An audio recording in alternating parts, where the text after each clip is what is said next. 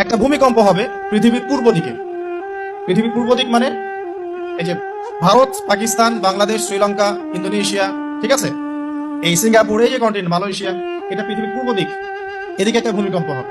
তারপরে 7 পৃথিবীর পশ্চিমে একটা ভূমিকম্প হবে। পশ্চিম মানে বোঝেন না?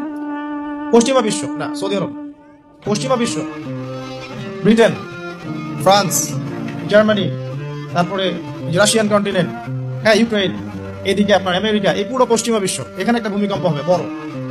এবং এগুলো এমন হবে যেগুলোতে ভূমি মাটিতে ধসে যাবে, মাটিতে ডুবে যাবে। ভূমিকম্প না, ভূমিধস। 8 পৃথিবীর মাঝখানে মধ্যপ্রাচ্যে একটা ভূমিকম্প হবে, যেখানে আমাদের সো-কল্ড আমিরুল মুমিনিনরা থাকে, যারা আমেরিকা এবং ইসরায়েলের বন্ধু, এদের এখানে একটা ভূমিকম্প হবে ইনশাআল্লাহ।